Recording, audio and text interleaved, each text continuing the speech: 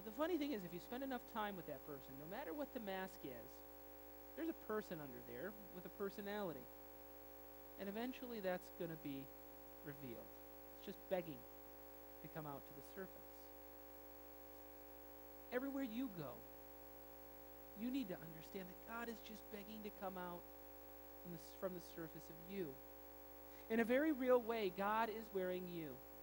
He's hidden under you. And it doesn't matter our age, if we're highly paid, or if we're paid at all. People may see us here on the outside, but it's God's provision and work in this world that is revealed through our loving work in our families, in our workplaces, and communities in the world. That can really change the way that we look at what we do on any given day. A lot of us just kind of go through life wondering why it all matters, and we look for the next big thing. The truth is, a lot of people spend a lot of time looking for miracles, some sort of magical experience from God so that they can know that He's there and they can try to figure out if He cares. That's why people are always wanting to win the lottery, or really hoping that money will grow on trees that one day, because they forget that God is providing for them. It's just in this not very exciting way of the small business owner, perhaps.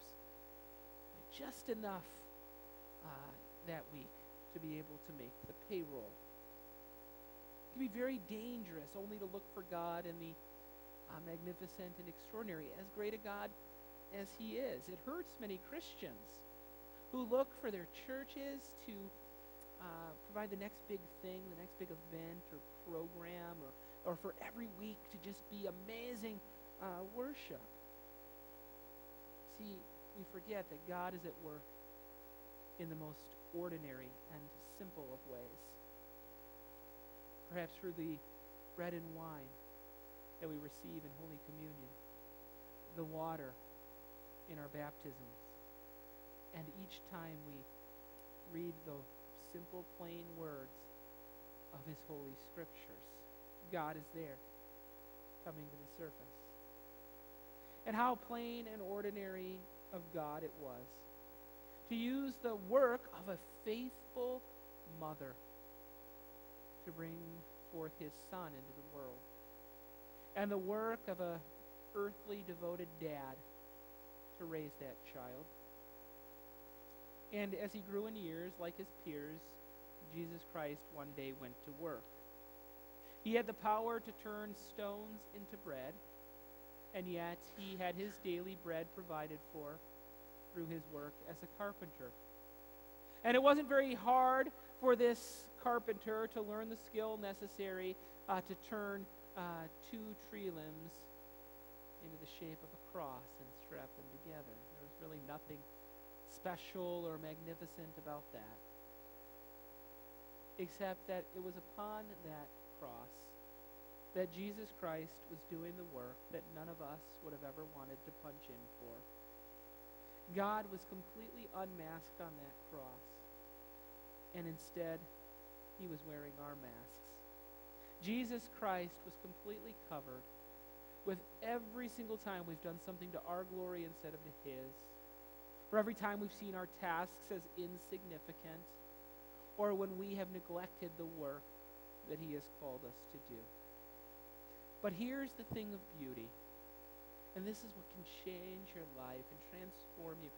Just as God once looked down from heaven at all that He had made after that 6 hard days' work and proclaimed it finished and declared it good and then rested, Jesus Christ once looked down from that cross from which He hung, and before He breathed His last breath and entered rest, He cried out from upon it, "It is finished." And what He meant was that the work of our salvation, the work we could never do enough of on our own, was completely done through His death on the cross. And through that death, we could be forgiven. And God could declare once again about us, "You are so very good." And we can find our rest forever with Him. You know, this glorious mask of forgiveness that we wear today is going to receive a new addition when we enter into our heavenly home. The Bible says we're going to wear white robes of God's righteousness. And we're even going to get a crown of glory. And like Adam never quite figured out when we're in that heavenly home, we're going to garden. You see, what we're going to do is we're going to see all that God has given us, and we are going to receive it as the blessing that it is to us. And then we are going to finally do the work of love that God desires from us. We'll do it perfectly, without blemish. Until then, we walk by faith, and we strive to do that work more and more each day to God's glory. You have to understand this. It's not through the pastor that God is doing his work in this world. People get so confused by this. And I think if we could just get it, our churches would be full and more people would be filled with joy. It's not just through me. It's through you and your hands and your work that God is building churches and raising Christian families and providing daily bread and bringing hope and joy to this world. We forget that because sometimes it looks very, very ordinary. But you can take heart that God is miraculously hidden and at work in all of it. And he will sustain you until this day when you are taken from this earth and your work upon it, and you enter into your heavenly home.